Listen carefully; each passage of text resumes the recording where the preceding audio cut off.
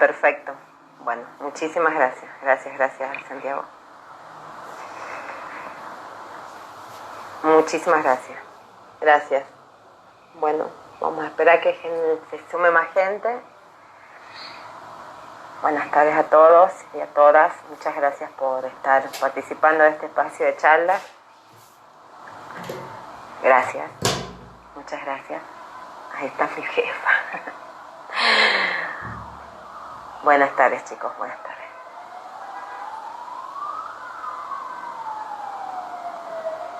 Genial. Vamos a esperar un ratito más como para que se vaya sumando la gente.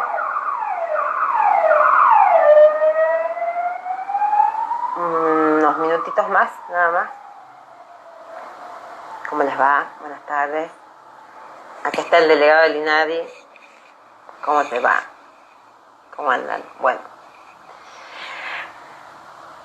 Creo que voy a esperar un minuto más. De todos modos, voy como agradeciendo este espacio académico que genera el Centro de Capacitación y Especialización, generosamente Mariana y el doctor Pose, que es el nuevo titular del Centro de Especialización. Muchísimas gracias por estos espacios. Trataremos de ser lo más concreto para poder hablar de la discapacidad dentro de los procesos de justicia y por qué este planteo o este interrogante de la necesidad de la desjudicialización de los procesos bajo los modelos tutelares que teníamos antes, ¿no? Agradecida profundamente a la convocatoria. A mí me interesa muchísimo la participación de la gente. Igualmente también es muy importante y gratificador para quienes hacemos campo, territorio, dentro de lo que es articulación del derecho en conjunto con los juzgados de familia como auxiliares, poder contar la experiencia y también el trabajo académico que se viene realizando hace mucho tiempo desde el área de discapacidad dentro del Poder Judicial. Así que desde ya muchísimas gracias a los amigos, a los compañeros y a todos los funcionarios y las personas que se están incorporando en esta charla que tiene, bueno, la intención de generar interrogantes, ¿no? Así que voy a empezar con la misma, ¿sí? ¿Por qué la desjudicialización de la discapacidad? Bueno, esto tiene un porqué y tiene un proceso de por qué se lo está planteando en estos momentos, ¿sí? La desjudicialización de la discapacidad tiene que ver con la incorporación como tratado internacional en el año 2008 de la Convención de los Derechos de las Personas con Discapacidad, un tratado que nos viene a garantizar, a afianzar y a promover las buenas prácticas y las políticas públicas inclusivas en materia de reconocimiento de los derechos de las personas con discapacidad. Dicho tratado se ratifica en la Argentina en el 2008 y en el 2010, que hay que nombrarlo, se incorpora la Ley de Salud Mental en la Argentina dentro de la legislación. Estos dos pilares que tenemos dentro de lo que es el derecho van abriendo o generando nuevos paradigmas en cómo uno va a empezar a trabajar previa a la reforma del Código Civil y Comercial que tuvimos en el 2015, las perspectivas de derechos humanos y especialmente el reconocimiento de la capacidad jurídica de las personas con discapacidad. Esto tiene mucho que ver después con este proceso, tiene mucho que ver con la reforma en el año 2015 que se hizo del Código Civil y Comercial y que actualmente ya tiene 5 años de vigencia, 12 la Convención, 5 el Código. Nos sigue costando dentro de los sistemas jurídicos entender justamente la mirada social de la Convención y obviamente la mirada social que incorpora, a mi criterio, el Código Civil con algún resabio del modelo médico hegemónico. Pero para poder hablar de los modelos yo necesito introducirlos a ustedes sobre los 3 tipos de modelos que existieron en la discapacidad. Existió el modelo de la prescindencia, donde la discapacidad se consideraba un castigo, una situación más que nada religiosa, y que venía a generar una carga dentro del grupo familiar, ¿sí? La discapacidad en ese momento estaba excluida de todo lo que eran las políticas públicas y de ese modo no se veía, no se visibilizaba a las personas con discapacidad.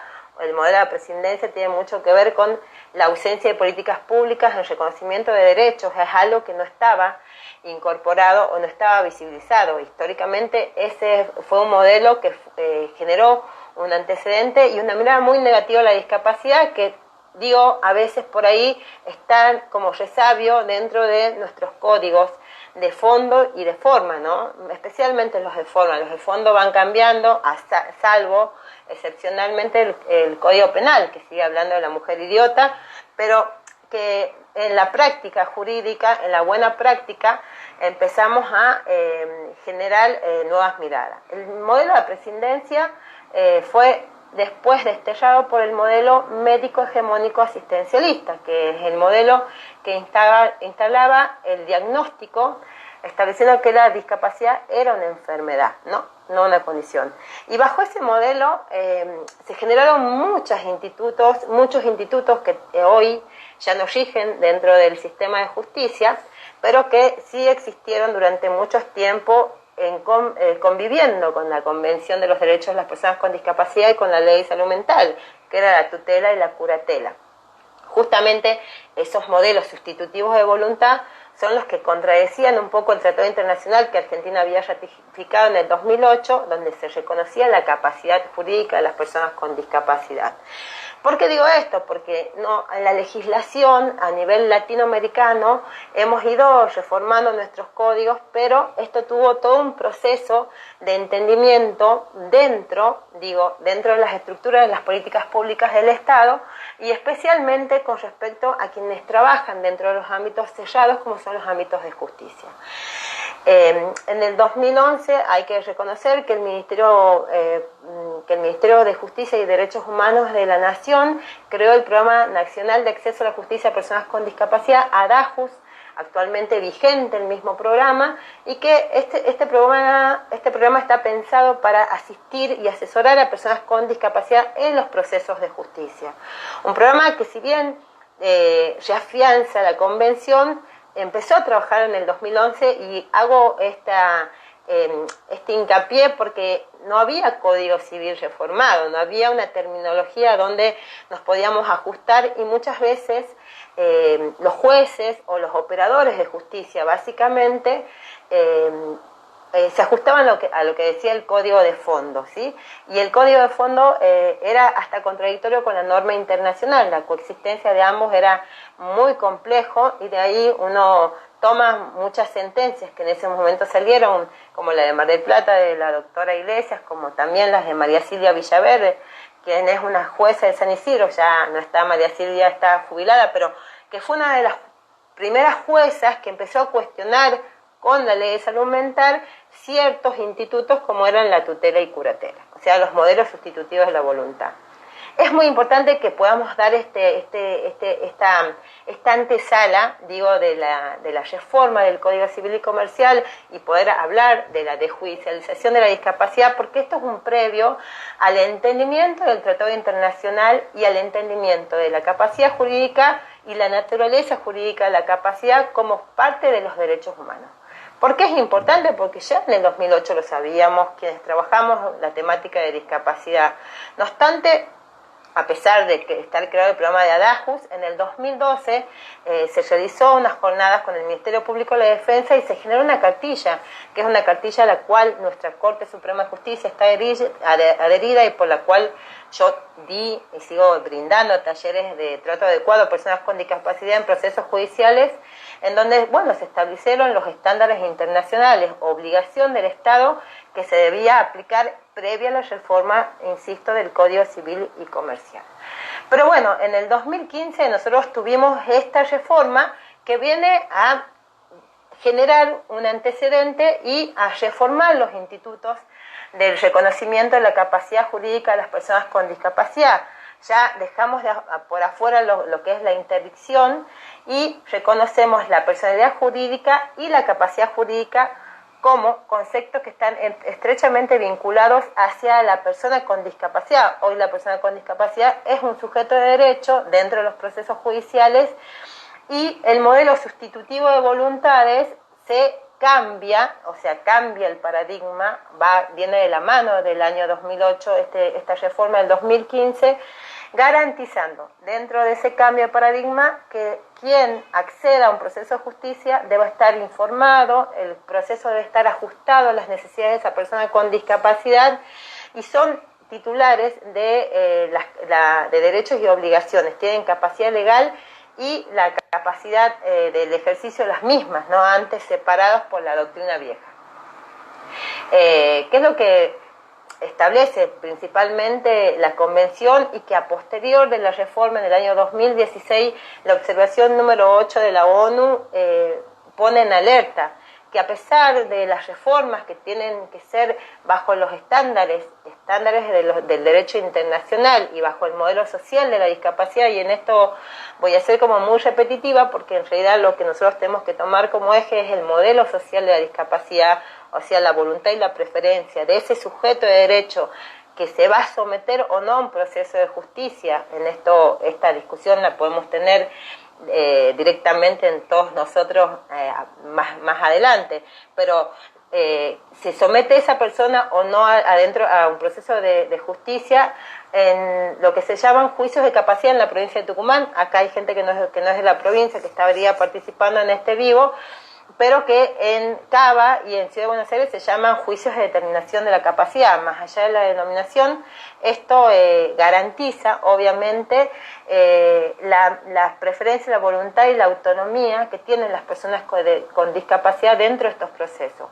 Para que las personas con discapacidad participen dentro de un proceso de justicia, es necesario que se entienda desde el principio, o sea, desde la iniciación del trámite judicial, que esa persona debe entender qué hace dentro del proceso judicial. Por eso hacía mucho hincapié de todo el proceso previo que tuvimos los que trabajamos en discapacidad hace muchos años en la Argentina.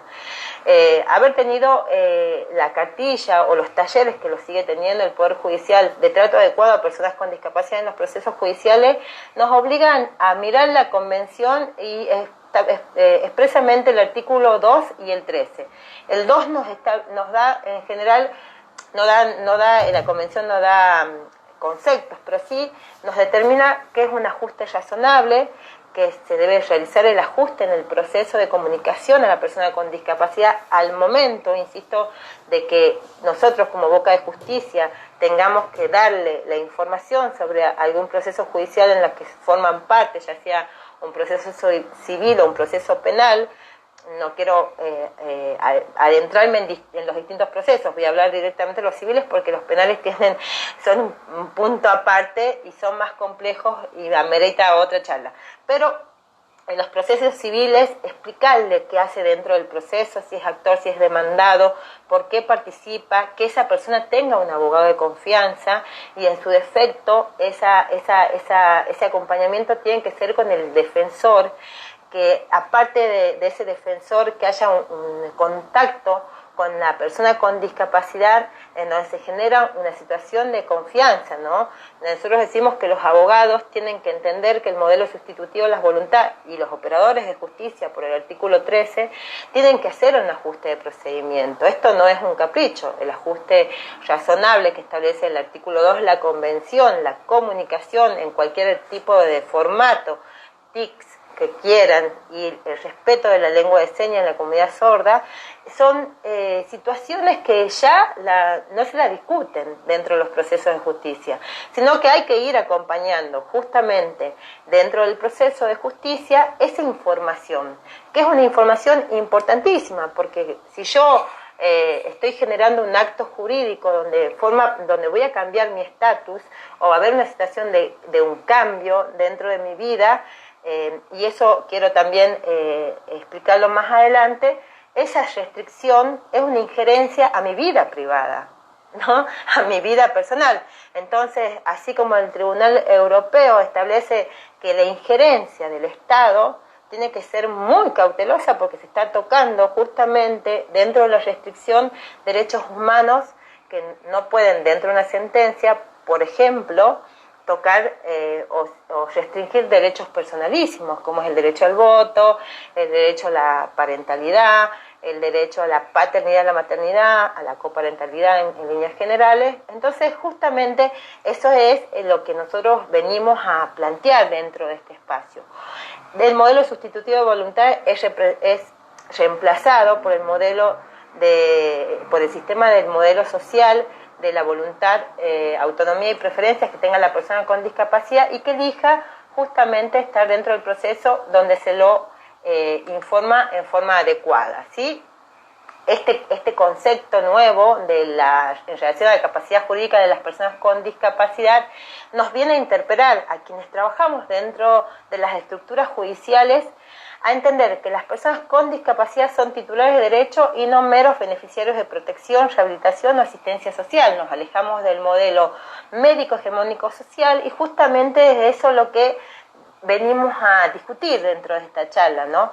La desjudicialización de la discapacidad dentro de procesos burocráticos administrativos donde históricamente las personas con discapacidad eran sometidos a procesos de interdicción, procesos que ya no existen, a no ser el 32 último párrafo que habla de la curatela en situaciones cuando la persona con discapacidad no tiene ninguna chance de darse a comunicar por ningún tipo de formato, ¿no?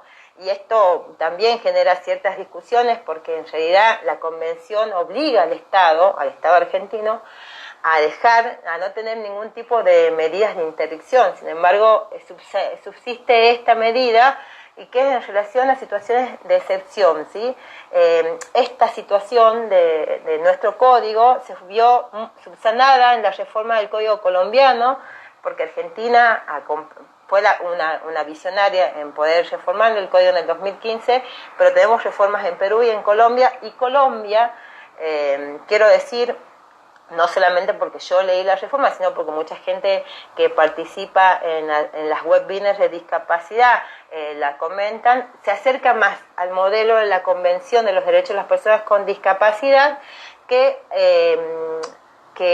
por ahí nuestro código, que en su articulado 32 y 37 hacen cierto ruido todavía en la cabeza de los operadores de justicia, donde no me quiero incluir, pero nos cuesta mucho, romper el paradigma del modelo médico hegemónico, ¿no? Entonces, en primer lugar, poder afianzar justamente este principio de que las personas con discapacidad puede iniciar un proceso judicial por ella misma a través de un sistema de apoyo que el Estado debe garantizar. Y este sistema de apoyos puede ser o no formal o informal, y puede una persona con discapacidad pedir una restricción de capacidad en el marco de un juicio de capacidad jurídica. Puede hacerlo porque el código lo legitima, ¿no? También el familiar. Pero el tema es que nosotros podamos corrernos de la mirada médica y empezar a ver la interdisciplina como un todo, ¿sí? Tenemos que conocer la trayectoria de vida de esa persona con discapacidad. Por eso insisto que el abogado siempre tiene que ser un abogado de confianza de esa persona con discapacidad y garantizar justamente que dentro del proceso esa persona entienda absolutamente todo lo que está pasando. Estuve participando en una charla y me pareció muy novedoso que la Corte Suprema de Cava haya incorporado, por ejemplo, a lo que es muy importante dentro del trabajo cotidiano de jueces, secretarios, prosecretarios y de la comunidad, especialmente los abogados que litigan en el pasillo los juicios de capacidad jurídica, el lenguaje liso, llano y claro. Y con esto me voy a alejar del modelo de la infantilización de la discapacidad. No es que voy a contar un cuentito, no. Voy a usar un lenguaje claro, coloquial, que permita que esa persona con discapacidad entienda para qué se lo cita, quién lo cita y por qué. Eso es muy importante, ¿sí? La Corte Suprema de la Ciudad de Buenos Aires, Cava, tiene incorporado una comisión del lenguaje coloquial, en donde se están haciendo presentaciones actualmente para que los oficiales notificadores, cuando lleven a una notificación, que la entendemos obviamente todos nosotros que trabajamos en el sistema de justicia, no la entiende la comunidad en general, ¿no? son por ahí cédulas que solamente lo entendemos los que trabajamos en justicia. Y la idea es justamente que la primera boca de acceso a la justicia, que es el oficial de justicia, que es el que notifica, sea coloquial, sea llana y permita a la persona con discapacidad encontrar dentro del sistema de justicia un sistema amigable. Entonces, en ese sentido, vemos que muchas veces con las viejas figuras de la interdicción, curatela e insanía, esa capacidad jurídica plena se veía limitada en el disfrute por la representación que se hacía. Nuestro Código Civil recepciona el modelo social y lo podemos ver, y creo que eso es muy rico en el artículo 31 y 23 del Código Civil, ¿sí? Estos dos artículos establecen justamente la plena capacidad jurídica de todo el mundo. Aún el 31 dice cuando estén internadas en instituciones psiquiátricas, ¿no? Nosotros siempre vamos a presumir la capacidad. Ahora, esa persona con capacidad, siempre con capacidad, pero que tenga una discapacidad, deberán necesitar un sistema de apoyos que acompañe a tomar ciertas decisiones de su vida. Seguro que sí, si está dentro de una internación. Pero ese sistema de apoyo que establece justamente el artículo 32 de nuestro Código Civil no puede confundirse, y en esto voy a ser bien categórica, con el artículo 43 que es el régimen de apoyos, que es un instituto nuevo, novedoso, que garantiza justamente la no judicialización de la discapacidad. Y esto lo digo porque el 43 tiene una riqueza absoluta y no se puede leer en consonancia con el 32, que establece un sistema de apoyos bajo una restricción específica, que es una internación involuntaria, o hay una situación de prodigalidad, o hay una situación donde hay un joven mayor de 13 años, un adolescente, en donde un juez determina cierto apoyo. Eso es como aparte a lo que dice el 43. El 43 justamente va en consonancia con la Convención y con el modelo social y establece que los sistemas de apoyos, tanto formales e informales, que elija la persona con discapacidad serán homologados por el juez. Esa homologación es muy importante porque es un convenio de homologación de apoyo, ¿sí? Una figura que por ahí, acá en la provincia de Tucumán no se la ve demasiado, pero en otras provincias, especialmente en Buenos Aires, se las ve, ¿sí? Como la figura del apoyo llega a que el juez solamente homologue algo que ya acuerdan las partes, entre ellas la persona con discapacidad.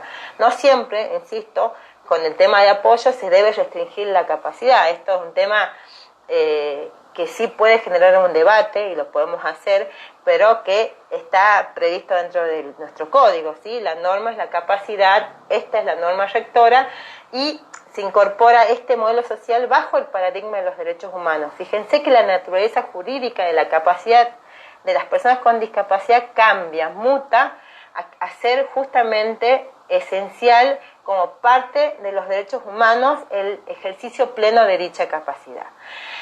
El artículo 32 y 37 se pueden subsanar siempre, pero digo, si nosotros tenemos jueces o operadores de justicia, no quiero decir solamente jueces, pueden ser secretarios, fiscales de cámara, o la misma Corte Suprema, o las cámaras contenciosas administrativas, que siguen entendiendo, o siguen sin entender en realidad, que la discapacidad no es una enfermedad, que es una condición, que es un déficit, que después podemos ver las tres dimensiones que tiene la discapacidad de acuerdo a la situación en la que esté la persona con discapacidad y el contexto particular de la misma.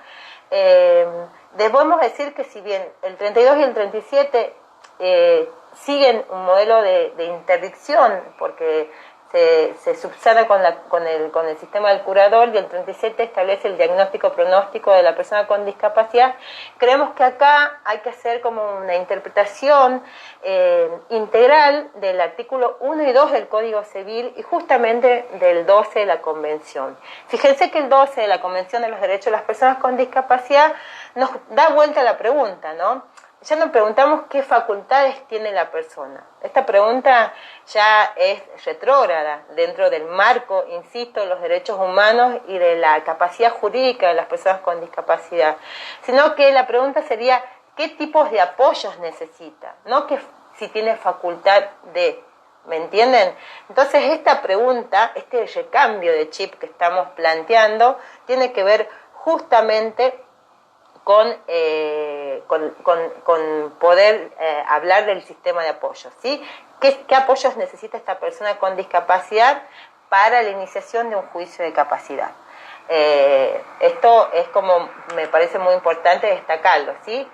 ¿Se pueden designar apoyos sin restringir la capacidad? Sí, bajo el artículo 43, que es la homologación de apoyos a través de un juez sin necesidad de la restricción de la capacidad. Muchas veces nos puede pasar que ante situaciones de crisis de salud mental de personas sin discapacidad se precise un sistema de apoyos formales, institucionales formales o informales, pero que estén legalizados, y la figura sería la homologación de apoyos por el juez, ¿sí? Garantizando obviamente que esos apoyos no vayan en desmedro del beneficio por el cual están pensados fuera de la figura de la restricción, ¿sí? No se olviden que siempre los apoyos van en beneficio de la persona con discapacidad, generando autonomía y autovalimiento dentro de decisiones que va a tener a futuro esa persona con discapacidad. También las decisiones anticipadas, ¿no? Esto tiene mucho que ver justamente con la presencia de estos sistemas de apoyos, que pueden ser familia o no, que pueden ser comunitarios o no, porque el sistema de apoyo no es una persona. El sistema de apoyo es un mecanismo que tiene justamente el Estado, y también debería haber un programa o un registro de sistemas de apoyos en la Argentina, cosa que todavía no los tenemos, para poder garantizar toda esta prestación que hoy, a la luz de la pandemia, nos interpela todo el sistema de justicia, ¿no? Porque el confinamiento que tenemos o que hemos estado teniendo, hoy Tucumán está en la fase 5, pero otras provincias siguen en fase 1, nos obligaron a estar confinados en nuestro domicilio y a convivir con un grupo familiar que en general tenía una actividad afuera, proactiva afuera del domicilio. Bueno, la pandemia nos obligó a convivir y a entender muchas veces que las personas con discapacidad están confinadas a un encierro por la no accesibilidad y por no tener ajustes razonables dentro de una vida cotidiana que no les permite, obviamente, la interacción que tenemos nosotros, porque hay muchísimas barreras. Entonces, la pandemia trajo a luz algo que sí hay que cuestionárselo desde el aspecto del control y el testeo de convencionalidad de las políticas públicas estatales, que es la ausencia de la efectivización de la convención dentro de lo que son ajustes razonables, accesibilidad y diseño universal, que hoy nos damos cuenta que no existen, ¿sí? La pandemia no deja de lado que la convención sigue vigente, y en ese marco hay que resguardar aún más los derechos de las personas con discapacidad, no con una mirada de sobreprotección, sino, insisto, con una mirada de derechos humanos, donde se acompaña a la persona con discapacidad. No se decide por ella, sino que se acompaña en esa decisión, ¿sí?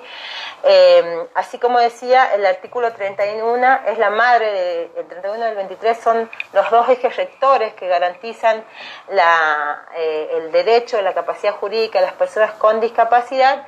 Y obviamente, cuando hay alguna duda o cuando el juez siente que hay una tensión entre las miradas médicas hegemónicas, insisto, y la interdisciplina, deben aplicar en forma inmediata el 1 y el 2.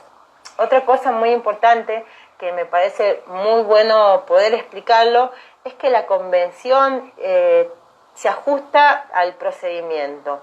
Justamente el artículo 2 habla del ajuste razonable, que no puede ser una carga indebida al Estado, y en esa razonabilidad el ajuste es exigido para que la persona con discapacidad pueda interactuar, ¿no?, dentro de la razonabilidad y que no sea una carga excesiva. Pero a su vez, el artículo 13 nos exige a quienes trabajamos en justicia, a todos, absolutamente a todos, desde el que es ordenanza hasta el que trabaja en mesa de entrada, y especialmente a la magistratura y especialmente a quienes toman decisiones sobre la vida de otras personas, a estar capacitados en materia de reconocimiento de derechos bajo el modelo social de la Convención de los Derechos de las Personas con Discapacidad a las personas con discapacidad.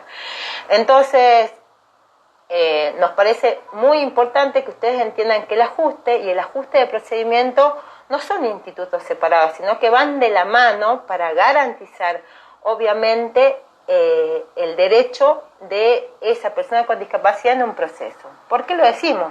porque así como en el 2012 se explicaba dentro de esta famosa cartilla de trato adecuado a personas con discapacidad que las sentencias y todo el proceso de justicia que gira en torno de una persona con discapacidad es un traje a medida, es porque realmente lo es. O sea, después del 2012 hasta el 2020 llegamos a la conclusión que sigue siendo un traje a medida, que tenemos que seguir hablando con la persona con discapacidad, ¿no? Las sentencias tienen que estar basadas justamente en los modelos sociales, ¿no?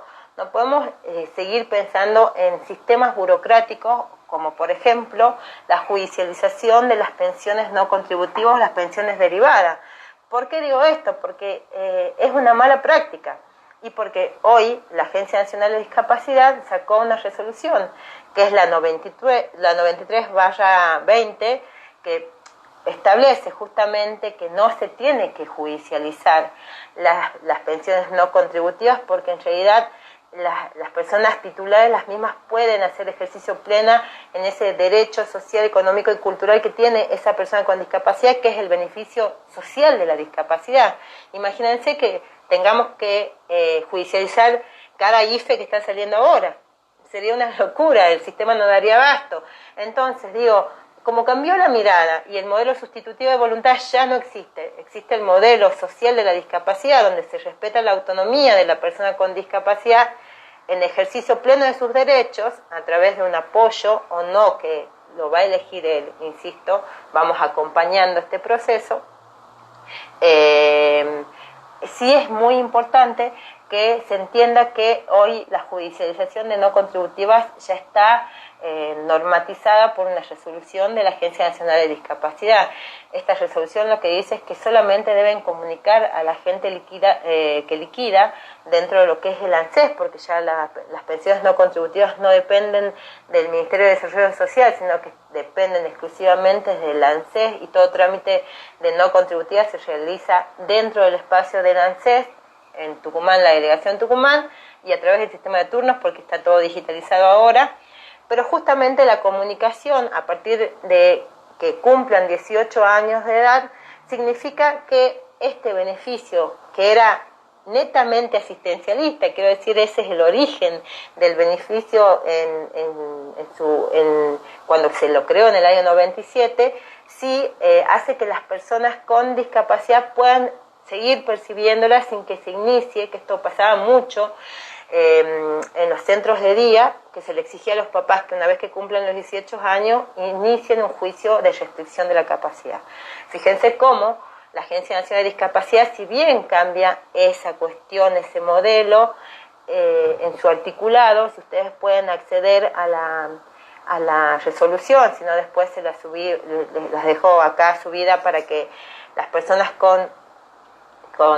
las personas que están interactuando en esta charla puedan leerla. Fíjense que la Agencia Nacional de Discapacidad al principio establece el régimen de apoyos formales e informales, por lo tanto la persona con autonomía, si va ella misma y entiende el proceso, puede decir que puede continuar cobrando la pensión a partir de que cumplan los 18 años, pero también lo pueden hacer sus progenitores. Fíjense que ahí la Agencia Nacional de Discapacidad avanza aún más en el reconocimiento de esa autonomía de voluntades de las personas con discapacidad, pero no obstante dentro de su articulado, el 8, 9 y el 10, que si ustedes lo pueden leer sería muy rico, la agencia exige la presencia de 2 testigos. Entonces, cuando nosotros estamos hablando dentro del marco del artículo 12, insisto, de la Convención de los Derechos de las Personas con Discapacidad, exigir el testigo es como un exceso, ¿no? Es como algo que no pasa un testeo de convencionalidad dentro de un proceso administrativo, ¿sí? Estamos diciendo, todo proceso administrativo será administrativo, no será judicial, y en contraparte exigimos que haya 2 testigos. Bueno, esa cuestión que no es un ajuste razonable, que es una denegación de ajustes y que no garantiza justamente el principio de la no discriminación hacia las personas con discapacidad, deberá ser revisto por la misma Agencia Nacional de Discapacidad. Porque también pasó ahora en este aislamiento social preventivo obligatorio que tuvimos en Argentina, que siguen teniendo otras provincias, Tucumán no, el tema de las circulares, que surgieron en pos de los derechos de las personas con discapacidad que tenían el derecho a salir, ¿no? La agencia rectificó muchas veces esa circular, porque al principio solamente hablaba de personas con autismo, de niños con autismo, hasta que finalmente tuvo que rectificar dicha circular para establecer que el derecho de la autonomía, de la voluntad y la preferencia que tiene cualquier persona con discapacidad, especialmente niño, niña y adolescente, y los adultos mayores, tienen que tener justamente esa excepción.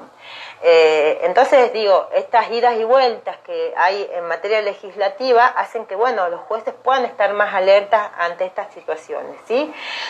¿Por qué es importante que se cuente esto? Porque, bueno, bajo la vía administrativa, tanto la 93 como la 35, que es una circular viejísima del año 2008 del ANSES, que establece que las pensiones derivadas pueden ser continuadas por la persona con discapacidad si se presenta en forma autónoma y llena el formulario, todavía siguen siendo judicializadas, ¿no? Nos cuesta mucho que el abogado entienda, o los funcionarios, o la gente común, entienda que este modelo sustitutivo de voluntad no existe ya nunca más en el derecho. Justamente necesitamos que se escuche la voz de las personas con discapacidad. Y cuando se escucha la voz de las personas con discapacidad es cuando se formaliza la demanda.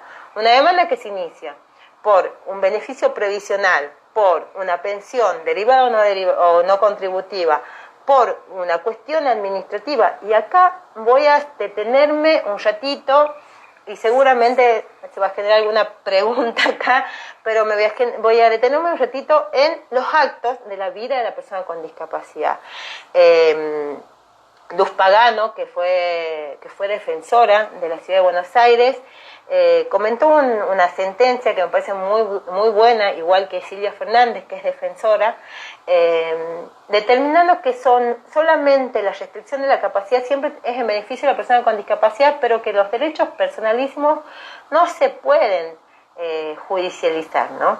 Entonces, por ahí los informes de la interdisciplina donde cuentan que se viste solo, que come solo, que esta cuestión que hace la vida cotidiana no debe salir en una sentencia, pues son derechos personalísimos de la vida cotidiana y van en consonancia, o van en contradicción, perdón, con lo que establece justamente el artículo 14 y 19 de la Convención. Fíjense que esa autonomía de voluntad, que por más que esa persona necesita un apoyo más intenso, ese apoyo intenso no puede determinar un acto jurídico en per se, ¿sí? Sino que forman parte de la vida cotidiana y forman parte del sistema de apoyos y la homologación de apoyos del 43. Entonces, insisto yo en este tema de cómo vamos a replantear el tema de la capacidad jurídica y la restricción dentro de las demandas, ¿no? Porque un juez puede rechazar in limine las mismas, ¿no? La sentencia necesita obviamente la mirada holística de la interdisciplina, esto es importantísimo, pero esa interdisciplina tiene que estar siempre acompañada de la trayectoria de vida o de cómo esa persona vivió toda su vida. Si una persona tiene 44 años y toda su vida ejerció la responsabilidad de la parentalidad, voy a dar un ejemplo también de otro fallo donde Silvia Fernández se expide muy bien, si tengo tiempo lo voy a ir comentando, pero que no quiero cortar esto, no sé qué hora es. Sí, ya me quedan 10 minutos. Pero digo, la coparentalidad no puede ser judicializada, ¿no? Porque en realidad tenemos que tener esa escala de valoración que la sana crítica de los jueces y especialmente, insisto, la formación de nuestros abogados, de nuestros letrados patrocinantes, tiene que estar muy aguda al momento de la judicialización para no estresar a una persona con discapacidad en estos procesos, ¿no? Entonces, el régimen de parentalidad no tiene por qué necesitar una restricción de capacidad. Este fallo de Silvia establece justamente el respeto del 43 y del 31 y del 34 de nuestro Código Civil, el respeto a la autonomía y la voluntad y el ejercicio de la parentalidad que puede hacer una persona con discapacidad bajo el apoyo de sus padres, ¿no? Este es un fallo que si quieren después los voy avanzando un poquito más. Pero en líneas generales las sentencias restringen solamente derechos que son los que necesitan un sistema de apoyos formales, insisto, y que no pueden ser derechos personalísimos, nunca jamás, ¿no? Esto quiero que quede claro. Tampoco puede convivir la figura o la institución de la curatela con el sistema de apoyo, porque son incompatibles, sería generar una situación de inconstitucionalidad, al igual que la judicialización de las pensiones. Y sí, la jueza o el juez deben conocer la vida de la persona con discapacidad, tarea que realiza la defensa, el juzgado y los apoyos técnicos, ¿sí? La Convención sí prohíbe toda forma de sustitución en adopción de decisiones, incluidas la que se genera en la evaluación de la capacidad mental. Fíjense que ya no hablamos de las facultades, sino del sistema de apoyos. Entonces las sentencias no pueden tener una restricción basada en un modelo médico-biologista estrictamente, nunca más. Observación número 8 de la ONU. No se puede hacer por la duda una sentencia. Esto lo digo porque por ahí llegan consultas dentro del área en donde dicen, mira, si me pasa algo, yo por las dudas le voy a iniciar un juicio de capacidad, de restricción de capacidad, un juicio de capacidad. Y no existe el por las dudas, ¿no? Porque, la dinámica de la discapacidad y de la vida tiene que ver con cuestiones cotidianas, entonces no podemos hacer por las dudas, porque siempre va en contra del beneficio del ejercicio pleno del derecho. Insisto, la capacidad jurídica o el ejercicio de la capacidad jurídica es la puerta que se abre para el ejercicio pleno de todos los otros derechos. Esto lo sabemos todos los que trabajamos en el espacio de discapacidad y respetando justamente el modelo social, pero también interpelamos a todos los que estamos dentro del sistema. Y en eso vamos a decir, la formalización del apoyo también puede hacerse a través del sistema del convenio de acuerdos. Bueno, el juicio que yo les contaba es un juicio del Juzgado de Familia de Buenos Aires. Tengo el número de expediente, voy a dejar el PowerPoint para que ustedes puedan ver, pero justamente habla que se solicita un juicio de capacidad jurídica hacia una persona con discapacidad y, sin embargo, la defensora, que es Silvia Fernández, establece que a pesar de todo esto, no resulta necesario el requisito del rol del juicio de restricción de la capacidad, entendiendo que el bien superior es el cuidado de la niña y va en contra o se vulnera el derecho al ejercicio pleno de la capacidad y se viola el principio de la discriminación, ¿sí?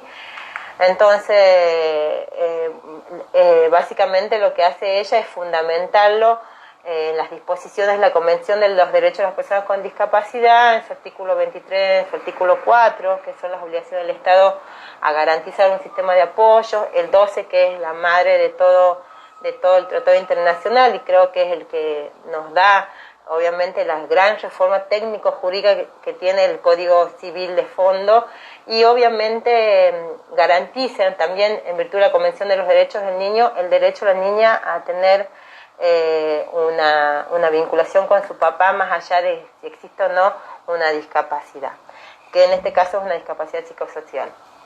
Los estados sí tienen que establecer salvaguardias para velar por los derechos de las personas con discapacidad, su voluntad y su preferencia, y con respecto al sistema de apoyos que ellas eligen. Estas salvaguardias son generales y proporcionadas y deben estar adaptadas a las circunstancias de las personas, de cada persona. No es que es una línea, no es una norma general, sino que cada salvaguardia se ajusta a la necesidad de cada persona, ¿sí? Y esto va en consonancia con la voluntad y las preferencias de las personas con discapacidad. El paradigma de los apoyos ofrece un enfoque basado en los derechos para tratar los casos dentro de los casos particulares, ¿no? En estos casos vamos a ver que las observaciones que hace ONU son muy interesantes con respecto a el sistema de apoyos, que, insisto, es un sistema, no es una persona ni una institución. Nos cuesta cambiar el paradigma de la vieja tutela de la curatela, sí lo sé, nos cuesta mucho, nos cuesta leer en clave de modelo social muchas veces las demandas, pero bueno, tenemos la obligación de hacerla. La capacidad jurídica, como decía antes, es la puerta para el ejercicio de derechos fundamentales y personalísimos, y es totalmente cierto, y la lectura desde el modelo de la discapacidad, en la interacción de la persona y su entorno, es importantísima, ¿no?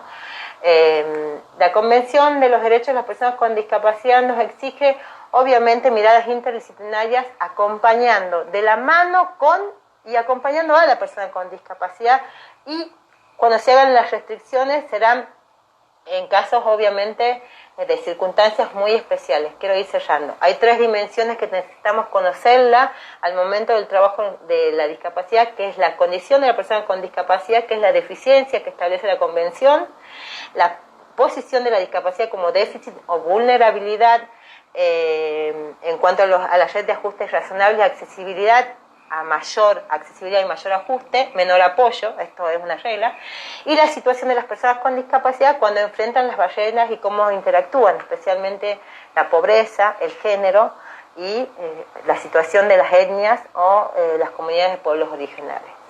Ya cerrando, quiero decirles que nuestro código sí incorpora figuras importantísimas como es el lenguaje acorde al modelo social, porque esto nos empodera a nosotros y empodera a la persona con discapacidad. La persona con discapacidad es un ser humano y ya la discapacidad no es una enfermedad, sino que tiene una connotación social, y el modelo de voluntades y preferencias de la persona con discapacidad reemplaza absolutamente el modelo sustitutivo de la voluntad. El cambio no es meramente terminológico, sino que hay un cambio profundo en la estructura de justicia, y tenemos que entender que una vez que hacemos una restricción, esa restricción siempre tiene que ser en beneficio de la persona con discapacidad. Obviamente el Código Civil y Comercial exige el ajuste de procedimiento, entonces tenemos que leer siempre en lectura del código el procedimiento de fondo, no el de forma. Muchas veces, esto voy a insistir con eso, el ajuste a la accesibilidad y la mediación de parte de los jueces en cualquier momento del proceso para que la persona con discapacidad esté informada, y obviamente rechazar in limine todo lo que venga de un acto administrativo que no debe ser judicializado.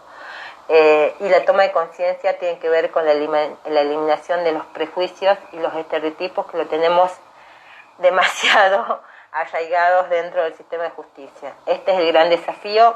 Agradezco absolutamente a todas las personas que han estado hoy escuchando esta hora, dedicando esta hora a una temática que adoro, que es el modelo social de la discapacidad dentro de los procesos judiciales, y espero que sea un gran aporte para todos ustedes. Voy a contestar las preguntas, voy a pedir al centro de capacitación que me las pueda enviar, yo voy a contestar una por una, e insisto, estos espacios son buenos, hablan de una democracia dentro de un sistema de justicia, y es la democracia de la escucha de las voces diversas, ¿sí? Que hoy me toca a mí hablar de esto, pero que, bueno, es todo un tema a debatir, a comprometernos y a desafiarnos. Así que, bueno, muchas gracias por participar a todos, y yo creo que ya tengo que ir cerrando. Creo que me quedan 10 minutitos, si alguien quiere hacer alguna pregunta y la pueda leer, porque no estoy leyendo. Si no, si alguien quiere hacer alguna pregunta, ya me la hace, porfa. Bueno, ¿ninguna? Bueno, chicos, les agradezco un montón. Insisto, hay algo que sí lo quiero decir, no me lo quería olvidar. Hay algo que no reguló nuestro Código Civil, y es el tema del ejercicio pleno de los adultos mayores, ¿no? La capacidad jurídica dejó afuera el tema de los adultos mayores. Tenemos una convención regional de adultos mayores, y en este punto hemos sido, bastante evolucionados con respecto al reconocimiento de los derechos de nuestros adultos mayores. Esto tiene mucho que ver con el respeto de esas autonomías y voluntades, y el respeto a esa edad, ¿no? Que a pesar de que haya ciertas situaciones que son propias de la edad, no se tienen que judicializar, y en esto, bueno, celebro que nuestro Código de Fondo lo haya podido prever en el año 2015. Bueno, lo doy por cerrado. Muchas gracias, doctora, gracias por haber participado. Les agradezco absolutamente a todos los que me están diciendo muchas gracias. Espero que haya estado claro. Hablo como muy rápido y por ahí tenía poquito tiempo para contar todo esto, hay mucho más, pero dejo abierto el espacio, o no sé si el chat, pero sí el espacio de nuevos encuentros, donde podamos hablar también, ¿por qué no?, de la ley de salud mental, o también, ¿por qué no?, de los procesos penales donde participan personas con discapacidad. Nada, un gusto, quedo a la espera de cerrar ya el chat, o si no, si ustedes quieren hacer alguna pregunta, nada, quedo a disposición de ustedes.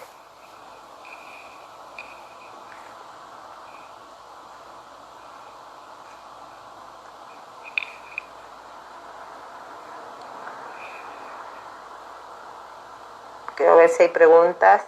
Fueron muy confusas las resoluciones de las ANDI durante la pandemia, muchas idas y vueltas, me preguntan. Sí, fueron muy confusas, siguen siendo muy confusas, porque la 93 que se generó ahora no deja en claro la situación de la persona con discapacidad, y también las circulares fueron muy confusas porque creo que no se interactuó con los familiares de personas con discapacidad. Es todo un tema que me parece que generó más confusión que situación de certeza hacia la persona con discapacidad especialmente, y hacia el familiar con una persona con discapacidad. No se olviden que las prestaciones fueron suspendidas por la Superintendencia de Salud y el Ministerio de Salud, y son domiciliarias. Entonces muchas veces las personas con discapacidad que iban a centros de día veían como vedada el confinamiento a la prestación básica que tenían de rehabilitación. Esto sí generó mucha confusión, y estoy totalmente de acuerdo, hubo muchas idas y vueltas.